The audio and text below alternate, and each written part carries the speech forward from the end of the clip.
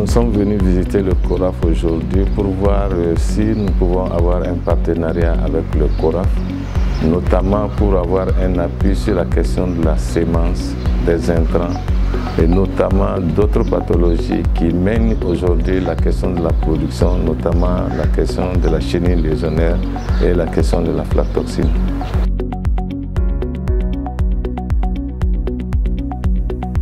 En 2020, nous pouvons dire que la tendance en 2020 est bonne.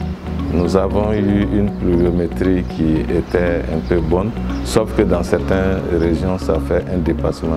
Mais les résultats d'une campagne des pays qui sont en train d'être diffusés, nous pensons qu'il y a une amélioration.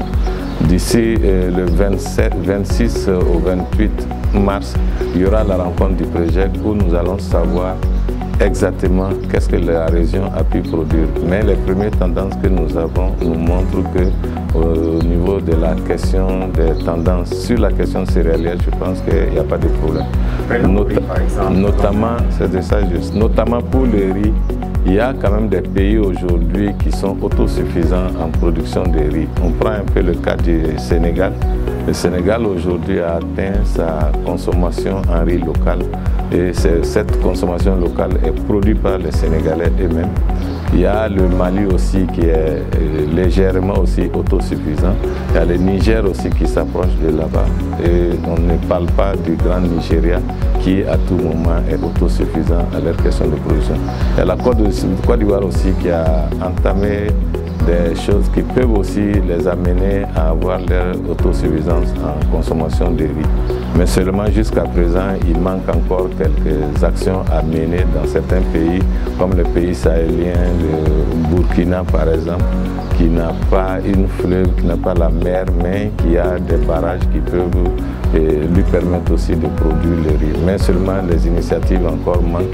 Mais tout récent, nous avons fait une rencontre à Abuja, où chaque pays avait présenté les initiatives qu'il doit mener dans son pays pour que 2027 soit une année où tous les pays vont être autosuffisants en production du riz.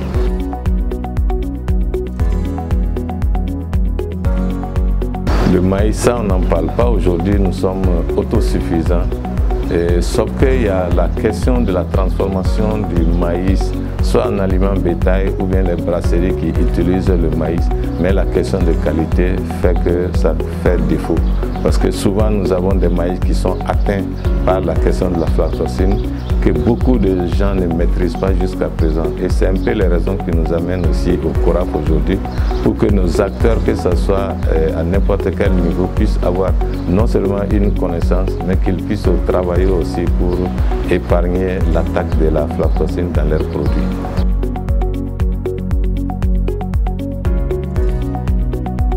Bon, le sorgho a été toujours autosuffisant, sauf qu'il y a des zones où le sorgho n'est pas suffisamment produit, mais ça n'a jamais manqué en termes d'autosuffisance à la consommation. Le petit mil aussi, c'est la même chose. Mais dans le petit mil, ce qui est les difficultés au niveau des producteurs, c'est le fait que les rendements du petit mil n'est pas totalement suffisant comme le maïs. Donc ça fait que les gens n'arrivent pas, c'est ce qui a fait que les gens virent directement dans la production du maïs en laissant le petit mil parce qu'ils trouvent que le rendement est faible. Parce que quand tu dois produire 1 hectare et puis avoir quelques sacs qui ne vaut pas une vingtaine de sacs, ça n'encourage pas trop les producteurs. Et là, nous demandons, on interpelle maintenant la recherche pour que la recherche n'a qu'à voir quelles sont les variétés qu'ils peuvent mettre à la disposition des producteurs pour leur permettre d'avoir une augmentation aussi dans le rendement du petit mil. C'est le rendement du petit mil qui fait que beaucoup de gens ne produisent pas, mais il y a des zones qui sont spécifiques à la production du petit mil.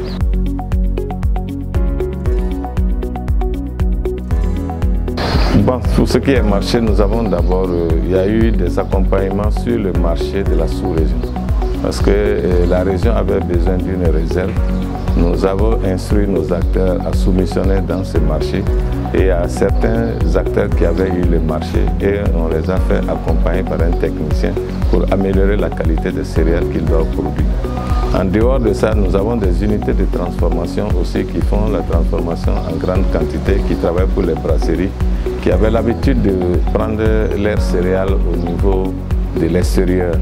Ils commandaient les maïs par exemple en Brésil. Nous avons dit qu'il y a nos producteurs au niveau de la région qui peuvent produire pour eux.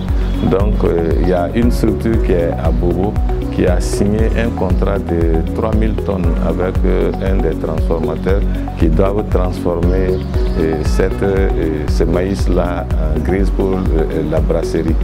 Donc dans la fin de ce mois ou le mois prochain, le transformateur en question, l'industriel, doit venir chercher ce produit-là au niveau de l'unité qui est à Bobo.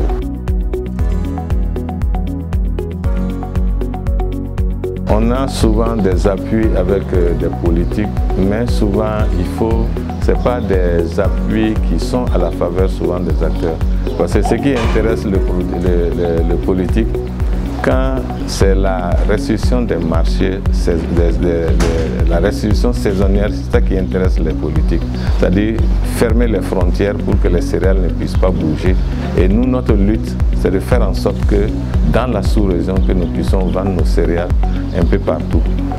Si on faisait comme un peu vers le Kenya où il n'y a pas trop de frontières pour les céréales, nous pensons que la sous-région doit pouvoir être autosuffisante en consommation de ces produits. C'est parce qu'on arrive à fermer des frontières, c'est ce qui fait que ça freine un peu la production.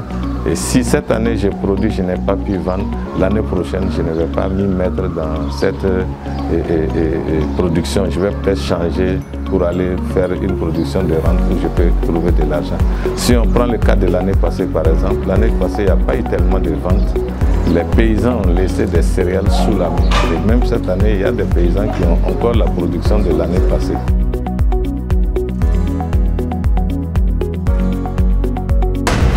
Les perspectives de notre réseau aujourd'hui, c'est de faire en sorte que la question du stockage même des céréales puisse changer. On est en collaboration avec la CEDEAO à travers l'ARA pour travailler en sorte que le stockage soit une activité propre à elle-même. Et surtout l'étude que nous avons faite sur la question de la tiers détention, c'est amener les États à accompagner non seulement les producteurs, même les commerçants, à faire du stockage de très grande qualité. Ce que nous faisons dans nos régions, c'est le warrantage.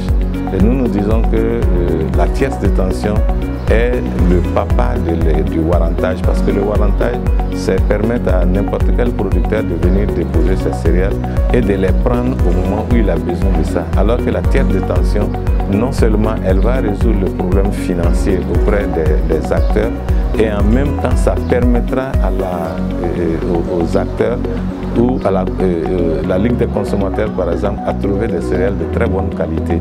Sauf que même les marchés institutionnels vont aller maintenant dans ces magasins de tiers détention pour faire les achats. Et en ce moment, je pense que la région va avoir des céréales de très bonne qualité ou d'avoir des céréales de tout venant que nous trouvons souvent sur nos marchés qui ne sont pas de très bonne qualité, mais souvent la perte pour non seulement le consommateur et celui même qui l'achète.